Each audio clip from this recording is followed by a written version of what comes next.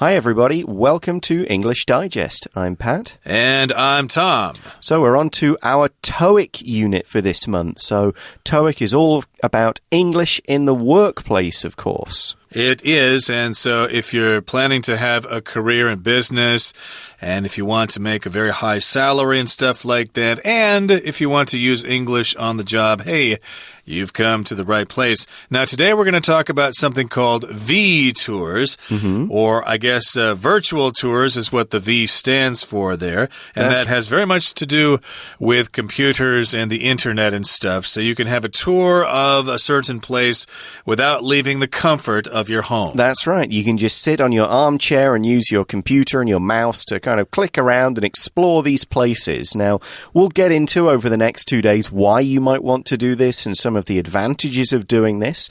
First up, we're going to listen to a conversation between a company or a manager of a company and somebody explaining why that company should use V-tours. Let's have a read through.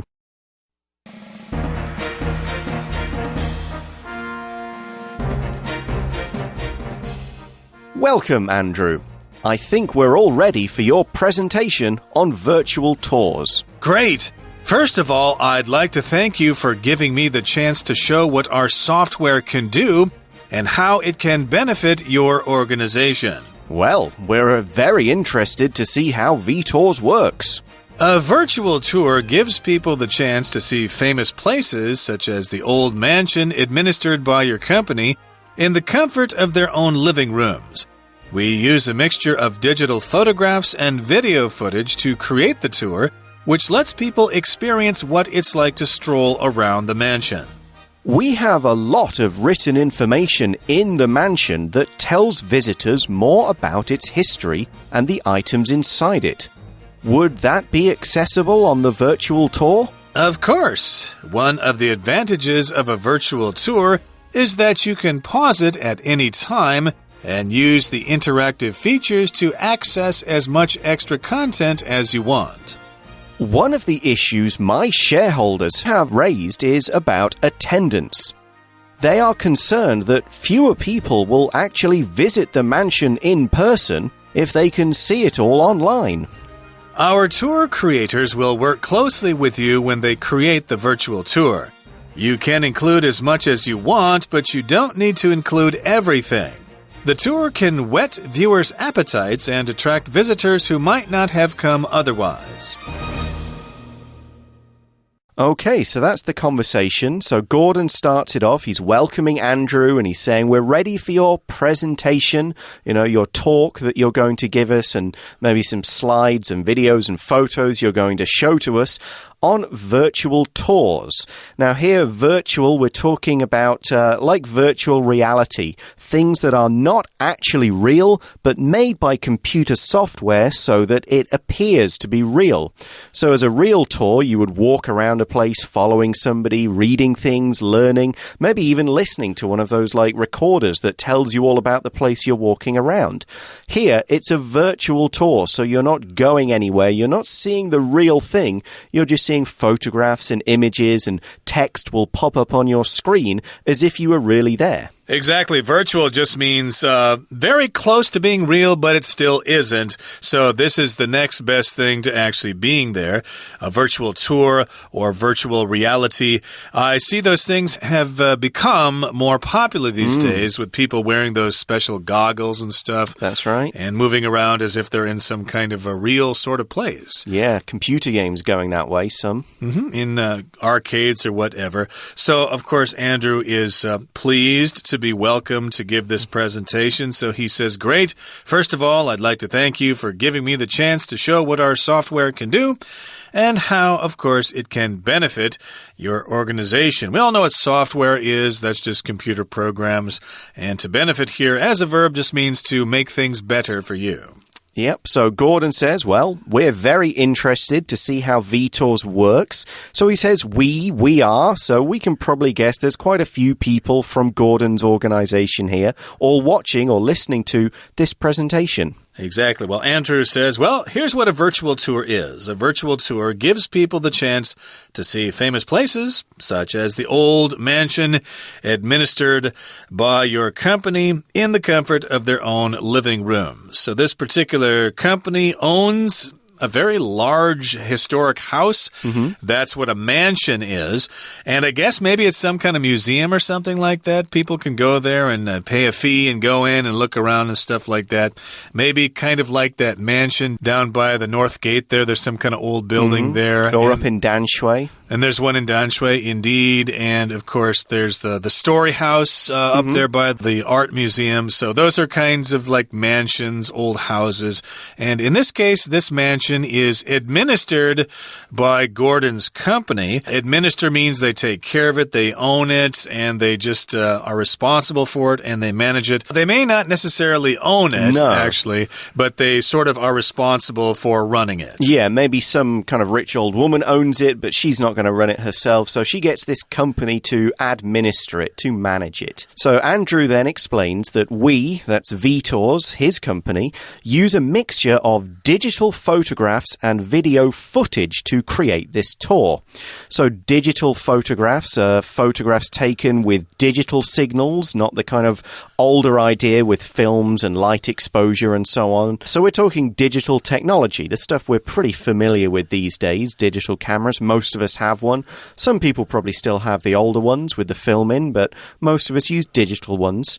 And he's mixing the digital photographs with video footage. So footage is a continuous recording made, again, could be on film, could be digital footage depending on the camera, and it's kind of like video basically. So he's saying we're mixing videos and photographs to create this tour, and this will let people experience what it's like to stroll or kind of walk casually around this mansion. Indeed. So, yeah, if you're going online, of course, everything's going to be digital, and you've got that video footage. Footage, of course, actually comes from the old days of film, where there were actually feet of film. Yes, 1 feet, 1 foot, 2 feet, etc. 100-foot roll, for example. So the word is carried on.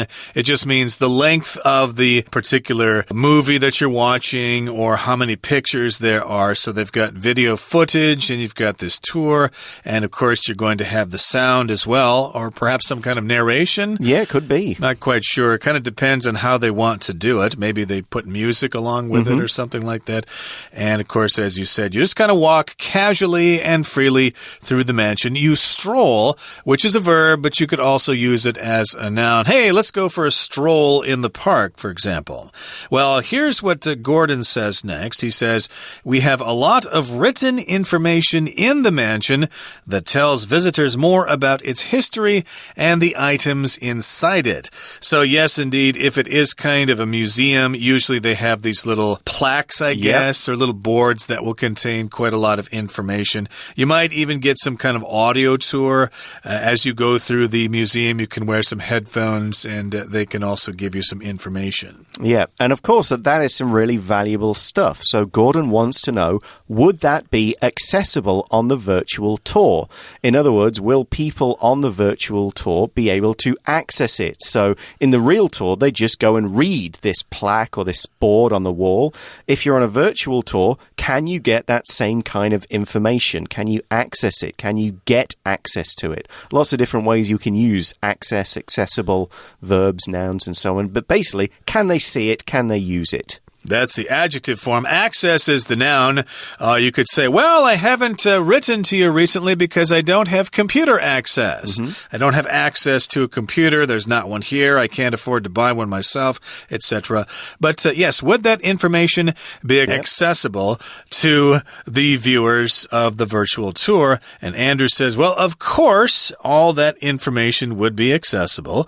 One of the advantages of a virtual tour is that you can pause it at any time. You just maybe right-click the mouse or something like that, or there's a pause button on the screen. You just push it, and then you can call up some other information. And it says here you can use the interactive features to access as much extra content as you want. So if something is interactive, that means you say something, and then the other person says something back, and you react to it. You can kind of go back and forth as if you were having a conversation. Yeah, and on a computer screen, if it's interactive, it means you can click on it and something happens. Could be click here to read this content, click here to watch a video or listen to a recording about it. Maybe if you can click this side, you can turn the object round as if you were holding it in your hand so you can see on it from a 3D perspective. So that's what we mean by an interactive feature on a computer screen. And you can use these features on VTORs to access, that's the verb form of access, as much extra stuff, extra content as you want. So yeah, anything that Gordon and his group of people want to put on the tour, it can get there. So Gordon then brings up a concern. He says, one of the issues or concerns my shareholders have raised is about attendance.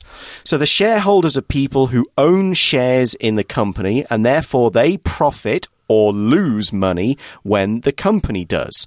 And therefore, they can affect decisions the company makes. So if they say, yeah, we want a virtual tour, but the shareholders say, wait, we could lose money, then they can say, no, don't have it. And they're worried about attendance, so people coming to a particular place. The attendance of somewhere is just how many people come to see, listen to, or watch that thing. Exactly. To attend something just means to go check it out, to see it, to attend a concert, for example. In this particular case, they're worried about attendance. Yeah, if they can get all this information online through a virtual tour, then they wouldn't bother going to the mansion itself. They would not buy tickets. They would not buy souvenirs in the souvenir shop. They might not buy drinks and food at the cafe there, so we won't make money that way. So these shareholders do have a right to express their opinion about the mansion itself, and they are concerned that fewer people will actually visit the mansion in person if they can see it all online. So here, in person just means you're actually there. You're not making a phone call or sending an email or sending someone to represent you. You are actually there. The presidents will come to this meeting in person. Yeah, and that's a legitimate concern. If people can just go, wait a minute, why should we drive all the way there and go there when it's crowded and busy and spend money when we can just see most of this stuff online for free? That I can imagine why a company would be worried about that and say, well, that could actually cause our museum to close. If we're not making any money, how are we going to support it? They might have a point there because, you know, this particular company aside, there is, of course, Google Street View, right? Oh, yeah. And they've also started to include the ability to go inside. Have they? I didn't know that. Yeah, I was looking at the interior of some castles in Scotland, for example. You can actually see what they look like on the inside. Great. And I'm thinking, well, now I don't have to worry about buying expensive plane tickets to go to Scotland. I can just see them right here. But I still want to go. It's best to see the place in person. So Andrew does have an answer to this question as well. He says, our tour creators will work closely with you when they create the virtual tour. So in other words, if this company wants to go ahead and say, yep, create a VTOR, then they will work together. They will work closely together. They'll talk about everything to go, okay, what do we want on this tour? How's it going to work? What are people going to see? And he expands on this. You can include as much as you want, but you don't need to include everything. So the idea is not to let people see the whole picture, but, you know, just to kind of show some of it and make it clear that the only way to really experience it is to go there in person. Maybe if you were like, I don't know, should I see this place? Should I not? Well, I'll take the virtual tour, and if I think, hey, this place is nice, maybe I will go there in person. So he's saying it won't affect your business in a bad way. It could actually get you more people. Exactly. But again, the point is you can include as much as you want, as much information. You don't have to include everything. If you give them everything, then why would they want to come? And, of course, he goes on to say, the tour can whet viewers' appetites and attract visitors who might not have come otherwise. So here we have the word whet, which I think could also be pronounced hua, as a hua sound. I think it can, yes. It's got that H in, W-H-E-T. Like when or where. In this particular case, it's to whet someone's appetite, or I just say wet myself, which I confused actually all the way through high school. I thought wet was W-E-T, to whet someone's appetite, just like you wet your lips when you want to whistle or something. But no, this actually has an H in there, and it means something entirely different. It just means to sort of sharpen, or excuse me, to... sharpen is right, kind of. Because, sharpen your appetite, or... Yeah, make it keener, make it kind of more ready for use or something like that. It comes from the old idea of sharpening a sword. You would have a special stone called a whetstone, again with the H, and you'd sharpen your sword with it to make it almost more hungry. You know, the sword is more ready to go. So the idea was kept forward, and now we can say whet your appetite, meaning make you feel more hungry, make you anticipate something more, and make you ready to go there. So to whet someone's appetite basically means to make someone more keen, more eager, and more interested in something. So they go, ooh, you know, I really want to see that place now. We could use whet someone's appetite to talk about even food. And like, oh, the smell whetted my appetite. I smelled the food. That made my appetite even more. I got really hungry. Now I can't wait to eat. Exactly. That's why restaurants will include nice color pictures of their food on their websites to whet your appetite. And you go, ooh, boy, would I like to go there and try that. Which kind of brings up my other point here. You can certainly whet viewers' appetites with pictures and sounds and descriptions and stuff like that. But that's no substitute for actually going there yourself. You get the sights, you get the sounds, you get the smell of the place, the feeling, all that kind of stuff, the temperature, the atmosphere. You just can't reproduce that on a computer screen. Well, that's the end of the conversation, and we hope we have whetted your appetite for more, because we're now about to hand you over to our Chinese teacher.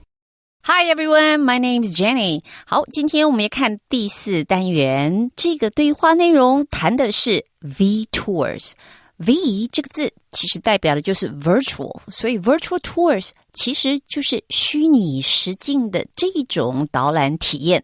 我们来看看这个对话内容。首先呢，他就提到，好，今天的主角一位是 Gordon， 一个是 Andrew。Gordon 呢，他就是要来请大家来看看这一次的虚拟导览的报告。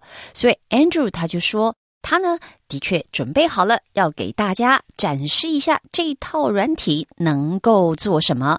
好，我们看到 show 展示后面呢，这里有一个 what our software can do and how it can benefit your organization。这边两件事，一个是 what 开头的，一个是 how 开头的。其实这两个呢都是名词子句，当作 show 展现它的受词。what 就表示是可以看到它能做什么，那 how 就是怎么样让这个组织受惠。下面呢，这个 Andrew 呢，后面就继续说明了这个 virtual tour 所谓的虚拟实境的这种的导览，可以带给一般的大众什么样的感受。好，这里第一点就提到，可以带大家去看各地的有名的景点，那而且他不需要跑出去，就在自己家里看就好。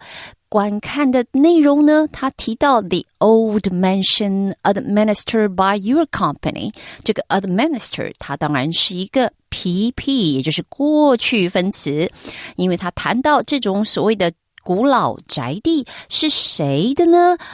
是贵公司所管理的，所以是被你们公司所管理。因此 administer 你必须用被动的语气，被动的过去分词。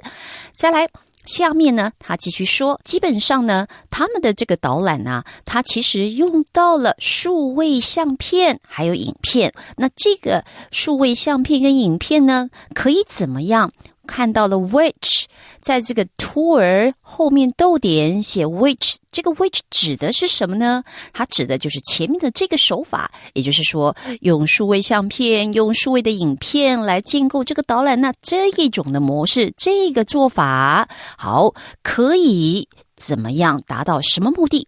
记得 which前面逗点，这是非限定用法，而非限定用法呢，你后面的 which 可以指这一整件你刚刚前面逗点前整个的叙述。那我们再往下看，国人他有一些的疑问他的疑问就是说，有的时候你知道在比如说像宅地里面，它有很多的资料，那你在虚拟导览中也可以让这些观众们或来看的人看到吗？ Andrew 的回答是 Of course， 当然可以。那他就要提到了，其实这个所谓的 V-Tours 它的好处呢，他就是说了，你想给他们看什么都没有关系，都可以，他们可以尽可能的读取你想要的这种额外内容，用这种互动的功能就可以了。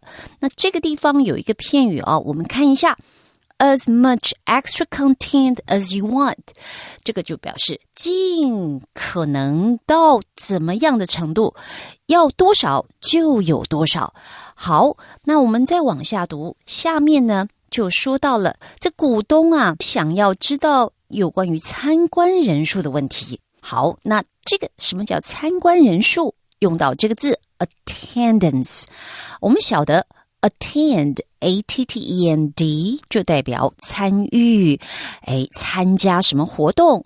那 attendance 其实我们如果像在学校里面你说老师要点名这个今天出席人数是多少，点名单用的就是 attendance sheet。 那这个还有一个词类就是 attentive， A-T-T-E-N-T-I-V-E attentive 这个是形容词，就表示很专注的，很注意倾听的。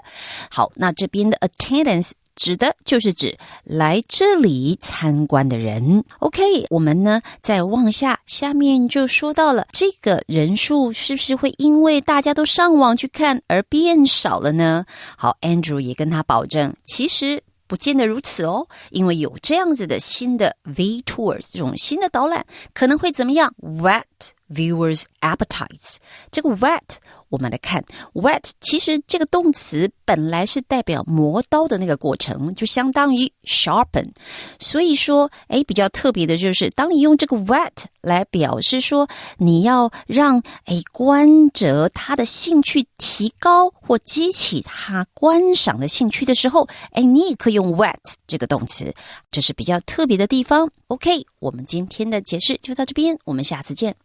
We're going to take a short break now, but please stay tuned. We'll be right back.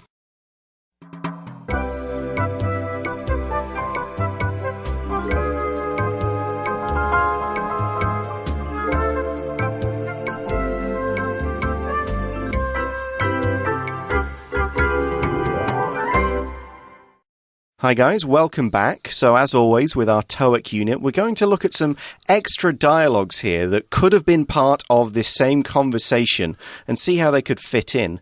So the first one is, are people usually charged for taking a virtual tour? Not usually, but you can suggest that people who take one make an online donation. Yeah, so of course you'll want to make some of the tour free, because if people have to pay for stuff on the internet, they often don't. So yeah, it's free, but you can say, hey, if you enjoyed this, please donate to our website, that kind of thing. And museums will do this as well. There are some museums that are free entry, but they will say, please donate so you can keep the museum running.